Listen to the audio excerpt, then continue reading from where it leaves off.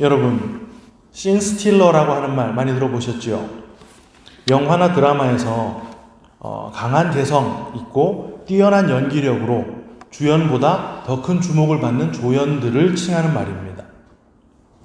장면이라고 하는 뜻의 씬에다가 훔치는 사람, 스틸러를 붙여서 장면을 훔치는 사람, 즉 시선을 강탈하는 사람이라는 뜻으로 쓰이는 거예요. 우리말로 하자면 명품 조연 이런 정도가 될 텐데요. 웃음이 저절로 나오는 코믹한 연기나 옆에 있으면 정말 한 대 때려주고 싶은 비열한 역할, 그 밖에도 비겁한 역할, 답답한 역할, 이런 다양한 캐릭터들을 연출자의 의도에 따라서 정말 맛깔나게 연기해내는 그 조연들이 이런 씬 스틸러라고 하는 평가를 받습니다. 하지만 씬 스틸러가 되기 위해서 맡은 캐릭터를 충실하게 연기하는 방법이 아닌 자기 자신의 매력을 어필해서 씬 스틸러가 되려고 하는 그런 조연들도 종종 있어요. 그런 배우들은 맡은 역할이 망가져서 웃음을 주는 역할이거나 비겁하고 비열한 역할인 경우라 하더라도 멋을 부리고 또 폼을 잡느라고 장면을 훔치기는 고사하고 오히려 그게 흐름을 뚝뚝 끊어놓는 경우가 아주 빈번합니다. 그런 배우들을 발연기자라고 하는데요. 연기력이 아주 형편없고 어색한 배우를 비꼬아서 부르는 말입니다. 연기를 마치 발로 하는 것처럼 서툴고 아주 보기 민망하다라는 뜻으로 쓰이는 좀 오래된 신조어예요. 주로 시청자나 관객들한테 연기력 논란을 일으키는 배우를 지칭할 때 사용되죠. 글씨를 너무 못 쓰면 야, 넌 글씨를 무슨 발로 썼냐? 그렇게 말하잖아요. 여기서 이 발연기자라는 말이 시작된 것으로 알려져 있습니다. 연기력 검증이 안 된 상태로 배우 활동을 시작한 아이돌 가수 출신이나 운동선수 출신 배우들 중에 이런 발연기 논란이 있었던 사람들이 종종 있었어요. 오늘 여러분과 함께 나누려는 말씀은 세례 요한에 대한 말씀입니다. 이 세례 요한은 구약 시대를 종결했던 인물이죠. 예수님께서 직접 구약 모든 선지자와 율법이 바로 이 요한까지다 라고 말씀해 주기도 하셨습니다. 또 말라기가 예언했던 아비의 마음을 자녀에게 돌이키게 하고 자녀들의 마음을 아비에게 돌리게 할 그 엘리야가 바로 이 세례 요한이었다라는 걸 사가랴에게 수태고지를 하러 왔던 천사 가브리엘이 직접 언급을 해주기도 했습니다. 세례 요한에 대한 말씀은 사복음서에 다 기록이 되어 있는데요. 사복음서가 공통된 내용을 기록하고 있기도 하고 또 조금씩 다른 부분을 기록하고 있기도 해요. 그래서 복음서에 언급된 세례 요한에 관한 내용들을 다 모아서 정리하자면 이렇습니다. 세례 요한은 이사야가 예언했던 주님의 길을 예비하기 위해서 광야에서 외치는 소리였어요. 그는 광야에서 메뚜기와 석청을 먹으면서 가죽 옷을 입고 지냈다고 합니다. 그리고 자기 자신은 지금 물로 세례를 베풀지만 뒤이어 오실 주님은 불과 성령으로 세례를 베풀 것이다 라고 예수님에 대한 진술을 하기도 했었죠. 심지어 자기한테 세례를 받으려고 나오는 자들한테 독사의 자식이라고 하는 독서를 쏟아붓기도 했고 회개에 합당한 열매를 맺지 않으면 찍혀서 불에 던져질 것이다 라는 무시무시한 선포를 하기도 했습니다. 그런데 오늘 우리가 본문으로 읽은 누가복음에는 다른 복음서들이 언급하지 않은 내용도 기록이 되어 있는 거예요. 세례 요한에게 세례를 받으러 나온 무리들이 우리가 회개에 합당한 열매를 맺으려면 도대체 뭘 해야 되느냐라고 물어봤다는 내용입니다. 이 질문을 한 무리들은 마태복음 3장을 근거로 해서 볼 때 바리새인들과 사두개인이에요. 마태복음 3장 7절 요한이 많은 바리새인들과 사두개인들이 세례 베푸는 대로 오는 것을 보고 이르되 독사의 자식들아 누가 너희를 가르쳐 임박한 진노를 피하라 하더냐. 확실하죠? 그럼 그들이 세례 요한한테 우리가 뭘 해야 되는지를 물어봤던 이유 뭐겠습니까? 네, 그들에게는 행위가 중요했기 때문입니다. 그때 요한은 옷 2벌 있는 자는 옷 없는 자에게 주고 먹을 것이 있는 자도 먹을 거 없는 자에게 나눠줘, 이렇게 얘기를 했습니다. 이상하죠? 이 사람들은 원래 그걸 잘 하던 사람입니다. 그것도 보통 사람들보다 엄청나게 많이 잘하던 사람들이었어요. 남들은 다 1년에 딱 한 번 대속죄일에 금식을 했지만 이 사람들은 1회에 2번씩 자그마치 1년에 100번을 금식했다 그랬잖아요.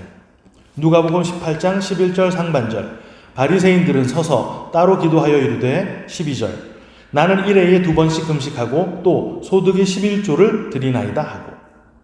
이거 왜 했다 그랬습니까? 그렇게 금식해서 아낀 걸로 구제를 하기 위함이었다 그랬잖아요. 그런데 세례 요한이 지금 그들한테 회개에 합당한 열매를 맺는 방법이랍시고 그들의 주특기였던 구제를 제시했단 말입니다. 이상한 건 이게 다가 아닌데요. 오늘 본문을 근거로 볼 때 그 무리라는 자들 속에는 세리들도 포함이 되어 있었습니다. 그들 역시 뭘 해야 하는지를 질문했어요. 그런데 세례 요한이 그 세리들한테 주었던 답은 정한 새 외에는 더 걷지 말아라 라는 것이었습니다. 잘 아시는 대로 세리들은 정한 새 외에 더 걷어야 그게 자기의 수입이 됩니다. 그럼 정한 새만 걷는다면 그건 그냥 무보수로 일하는 것과 똑같은 거예요. 군인들한테 주었던 답도 황당하긴 마찬가지인데요. 강탈하지 말고 거짓 고발하지 말고 급료를 족한 줄로 여겨라 라고 했습니다. 여기 강탈하지 말라고 한 건 단순히 남의 것을 훔치는 걸 말하는 게 아닙니다. 폭력을 써서 빼앗는 걸 말하는 것이죠. 예전에 개역 한글이 더 번역을 잘했는데요. 강포라고 번역을 했었습니다. 그런데 요한이 지금 그 군인들한테 그 강포를 하지 말라는 거예요. 됩니까? 군인이라고 하는 직업 자체가 폭력으로 상대를 제압하는 일인데 불가능하단 말입니다. 거짓 고발하지 말라는 것도 받는 급료에 만족을 하라고 하는 것도 다 불가능한 거예요. 당시 로마 군인들은 그렇게 높은 급료를 받지 않았습니다. 그래서 그들은 부족한 그들의 급료를 세리들을 도우면서 채웠다고 해요. 세리들이 돈을 징수하러 다닐 때 따라가서 탈세자들을 당국에 고발하겠다고 협박을 하거나 조폭들이 마치 자기네 그 구역의 영세업자들 돈 뜯어내듯이 폭력으로 그 돈을 빼앗곤 했던 것입니다. 그런데 군인들한테 이런 거 하지 말라고 한다면 군 생활을 자원봉사하듯 하라는 것인데 그게 말이 됩니까? 이렇게 세례 요한은 한쪽에는 하나마나한 대답을, 또 다른 한쪽에는 불가능한 대답을 해주고서 그렇게 해야 그게 회개에 합당한 열매를 맺는 것이고 그게 바로 주님의 오실 길을 예비하는 거야 라는 말을 한 것입니다. 도대체 주님 오실 길을 예비하는 건 뭘까요? 오늘 본문을 푸는 열쇠는 사복음서 기자들이 모두 인용해 놓은 이사야서 40장 3절부터 5절까지의 말씀입니다. 외치는 자의 소리여 가로되 너희는 광야에서 여호와의 길을 예비하라. 사막에서 우리 하나님의 대로를 평탄케 하라. 골짜기마다 도두어지며 산마다 작은 산마다 낮아지며 고르지 않은 곳이 평탄케 되며 험한 곳이 평지가 될 것이요 여호와의 영광이 나타나고 모든 육체가 그것을 함께 보리라. 대저 여호와의 입이 말씀하셨느니라. 여러분, 사막은 물이 없는 곳입니다. 진리의 생수가 말라있다라는 걸 도발하는 장치가 바로 사막이에요. 그럼 골짜기는 뭐겠습니까? 몇 군데만 보자면 에스겔 37장 2절 나를 그 뼈 사방으로 지나가게 하시기로 본즉 그 골짜기 지면에 뼈가 심이 많고 아주 말랐더라. 창세기 14장 3절에도 있는데요. 이들이 다 시딤 골짜기 곧 지금의 염해에 모였더라. 요엘 3장 14절도 봅니다. 사람이 많으며 심판의 골짜기에 사람이 많으며 심판의 골짜기에 여호와의 날이 가까우미로다. 네, 이렇게 골짜기는 죽음과 심판을 상징하는 장소입니다. 아간이 심판받아 죽은 곳 어디입니까? 아골 골짜기죠. 지옥을 상징하면서 시체와 쓰레기를 태웠던 곳, 그건 어딜까요?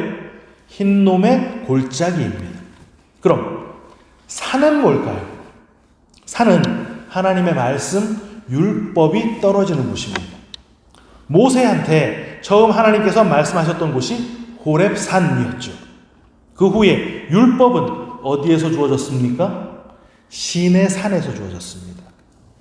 주님께서도 산에 올라가셔서 산상수훈을 말씀해 주셨죠. 그 모든 말씀, 그 모든 율법들은 하나같이 모두 하나님의 사랑이었습니다. 그 율법의 참뜻이 하나님 사랑, 이웃 사랑이었으니까요. 그런데 사람들은 그 사랑의 말씀을 법이라는 것으로 받았습니다. 그래서 그 법, 그 율법은 사람들에게 무거운 짐이 되어버렸던 거예요. 바로 그게 평탄케 되어야 할 산, 율법의 산을 말하는 것입니다. 주님께서 야, 믿음으로 명하면 저 산도 바다에 던질 수 있어 라고 말씀하셨던 거 아시죠?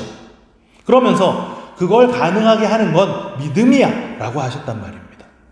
그건 야, 믿기만 해봐, 불가능이 없어, 막 아무거나 다 되는 거야, 뭐 이런 말이 아니라 율법이 산처럼 우리를 누르고 있다 해도 믿음이 우리의 구원을 가능케 하는 것이다. 바로 이 구원의 이야기를 하는 것이거든요. 그럼 이제 이사야서의 내용이 모두 다 정리가 된 것입니다. 사막에 대로를 만들고 골짜기를 메우고 산을 평지로 만드는 것, 그것은 진리의 생수이신 주님께서 메마른 우리에게 물을 공급해 주시고 우리가 떨어져 죽었어야 했던 그 골짜기를 주님이 메워버리시고 우리를 짓누르는 그 태산 같은 율법의 짐을 주님께서 없애버리신다는 말이에요. 한마디로 이사야서의 그 모든 내용은 다 주님의 구속사역을 말하는 거였단 말입니다. 그렇다면 그 길을 예비하는 것 역시 명확해지겠지요.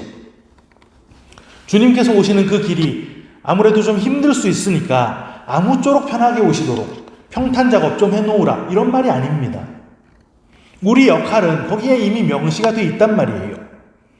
여호와의 영광이 나타나고 모든 육체는 그것을 본다라고 하잖아요. 여호와의 영광이 나타나는 거 뭡니까? 하나님께서 육신을 입고 우리에게 오셔서 십자가에서 죽임당하시는 것입니다.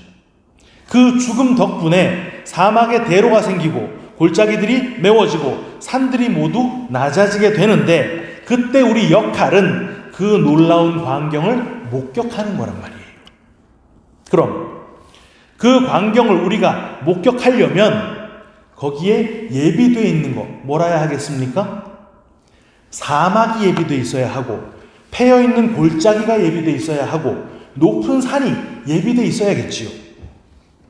여러분, 이 말은 메말라 있지 않은 초원한테 야, 잠깐만 좀 메말라져 있어봐, 죽음의 위기에 처해 있지 않은 존재한테 위기에 잠깐만 좀 처해 있어봐, 율법의 짐에 묶여 있지 않는 자에게 잠깐만 율법의 짐에 좀 묶여 있어봐, 이렇게 하라는 얘기가 아닙니다.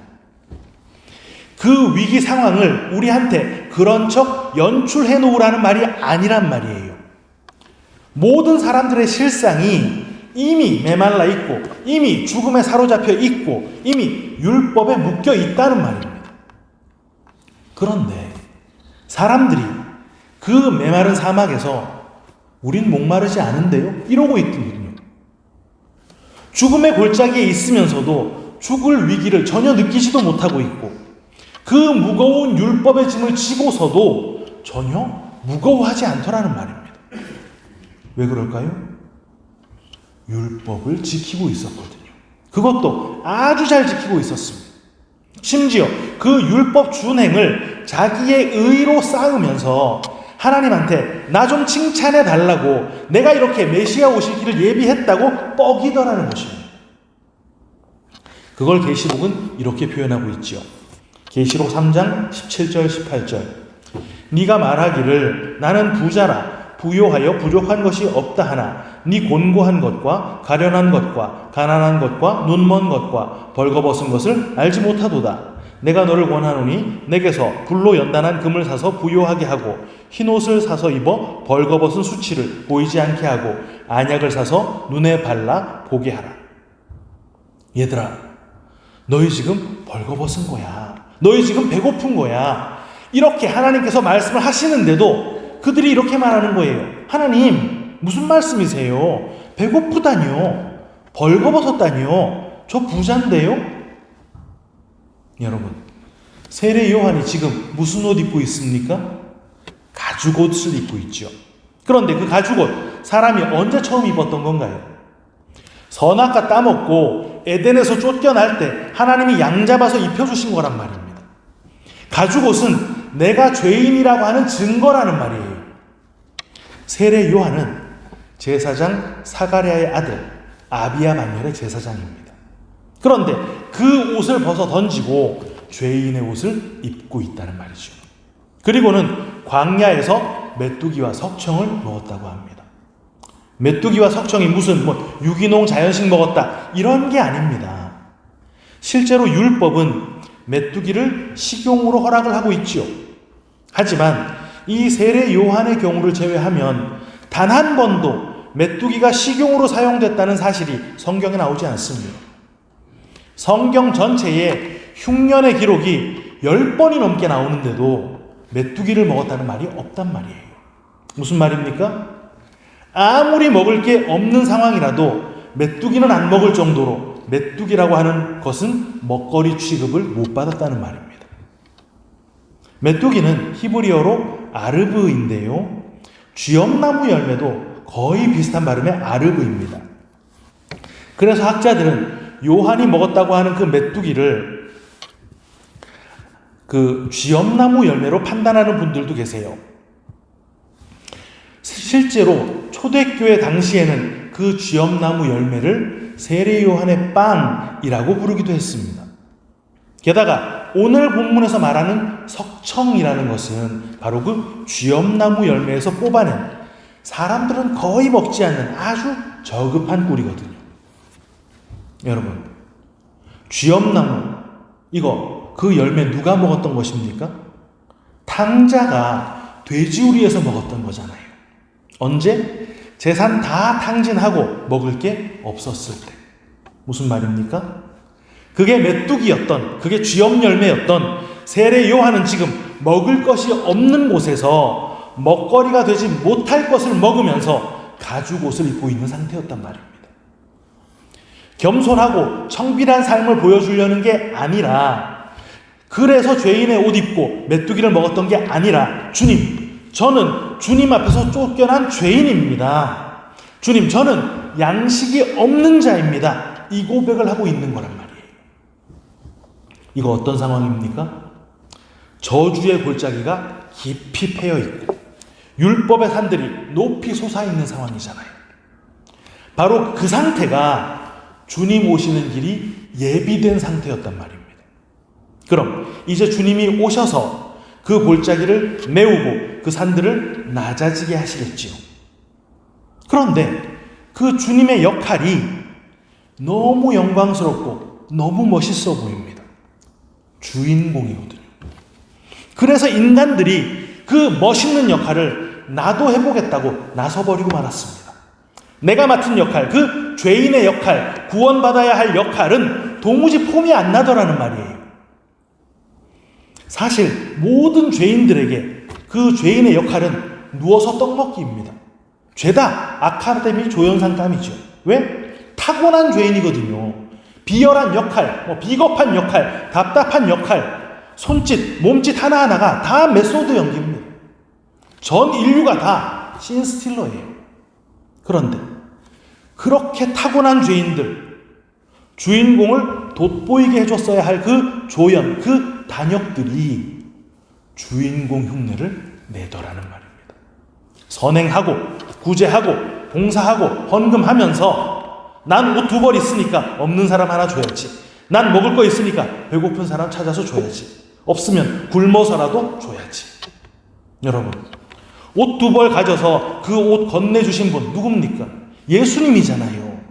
진짜 먹을 거, 그 생명 양식 주신 분도 예수님밖에 없습니다. 하늘의 군대를 갖고 계셨지만 강포하지 않으셨고, 율법으로 오셨지만 거짓 고발하지 않으셨고, 하나님 한 분으로 만족할 줄 아셨던 분, 예수님밖에 없단 말이에요. 그런데 그 역할이 진짜 주인공이신 예수님의 역할인 걸 뻔히 알면서도 나도 그거 하겠다고 나대는 그 인간들한테 세례 요한이 광야에서 외치는 것이죠. 야, 너희들 옷 있어? 너희 먹을 거 있어? 2벌 있으면 어디 이웃들한테 한번 줘봐. 먹을 것도 있다면서 그것도 줘봐. 야, 너희 정한 새보다 더 안 거둘 수 있어? 너희 강포 안 할 수 있어? 너희 그거 안 되잖아. 너희 못 하잖아. 그래서 그거 나보다 뒤에 오실 예수님이 할 거야. 그리고는 그 일하러 오시는 예수님 앞에서 죄인의 옷을 입고 양식 없는 자로 기다리는 것입니다. 예수님의 그 사역이 나에게서 이루어져야 하니까 죄인의 대표로 구원자 앞에 서서 기다렸단 말이에요. 어줍지 않게 주인공이라도 된 양 멋부리고 폼만 잡던 그 발연기를 멈추고 내 본연의 캐릭터, 원래의 역할, 가죽옷 입고 메뚜기 석청 먹는 그 양식 없는 자, 벌거벗은 자, 굶주린 자로 주님 앞에 선 것입니다. 그런데 오늘날 교회라는 곳에서 여전히 그 당시에 바리새인들과 사두개인들처럼 내가 얼마나 율법을 잘 지켜냈는가를 하나님 앞에 막 들이밀면서 난 옷 있어요, 나 먹을 거 있어요 이러면 장차 올 그 진노 피할 수 있습니까? 하나님의 말씀이 임했던 요한이 그거 못 피한다 그러잖아요. 그런데 오늘날의 기독교가 여전히 옷 입은 줄, 여전히 부자인 줄 착각을 하고 있습니다. 심지어 회중들한테 예수님의 그 역할 좀 폼나게 잘해보라고 부추기는 시대가 됐지. 자기도 모르는 사이에 주인공의 자리를 탐내고 있는 이 시대의 교회가 당시의 바리새인들과 전혀 다르지 않다는 걸 전혀 깨닫지 못하는 것입니다. 아니 그럼 계속 이제 난 발가벗었네, 난 배고프네 이러고 살란 말이야? 그냥 되는 대로 막 살아도 된단 말이야? 아니요. 우리는 우리가 발연기자였던 거 이제 깨달았잖아요. 우리의 벌거벗음, 우리의 굶주림 알게 됐단 말입니다. 그게 바로 여러분이 주님으로부터 그 옷을 넘겨받았다는 증거거든요. 그리스도의 옷을 입은 사람들만 성령이 그걸 깨닫게 해주시기 때문입니다. 그래서 우리는 비로소 그 옷 2벌 가진 자가 돼서, 그게 뭔데요? 그리스도로 옷 입은 자, 진리를 가진 자. 그래서 이젠 옷 없이 벌거벗고 있으면서도 옷 입은 줄 알고 살아가는 저 세상의 저 발연기자들한테 그리스도의 옷을 건네줄 수 있게 된 것입니다. 세상의 힘, 세상 지위, 세상의 그 돈, 이런 걸 양식으로 먹으면서 살아가는 자들한테 진짜 먹을 것, 예수를 건네줄 수 있게 됐다는 말이에요. 돈, 명예, 이런 거요, 양식 아니에요. 선행, 율법, 구제, 그거 진짜 옷 아니에요. 예수님이 진짜 옷이고 예수님이 진짜 양식이에요. 예수 입고 예수 먹어야 여러분 사는 거예요. 바로 이걸 전하는 삶을 살게 된다는 말입니다. 사랑하는 반석교회 성도 여러분, 맥이 빠지십니까? 폼나게 주님 섬기면서 멋 좀 부리고 살고 싶었는데 알고 보니 나는 망가져서 웃음 주는 캐릭터, 비열한 캐릭터, 비겁한 캐릭터라서요? 아니요. 내 실체가 원래 그거였다는 것, 그거 깨달은 사람이 진짜 구원받은 사람인 것입니다.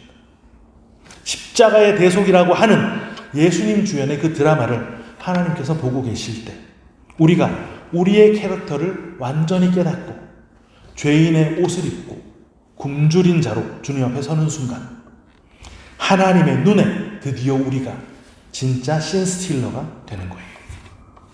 그리고 그걸 깨달은 이상 여전히 발연기를 하는 자들한테 진짜 메소드 연기가 뭔지 알려주지 않을 수가 없잖아요. 그거 알려주는 게 전도입니다. 그때 우리가 전도라는 걸 하는 것이죠. 바로 이러한 삶이 우리 인생 가운데 펼쳐지게 되기를 주님의 이름으로 축원합니다.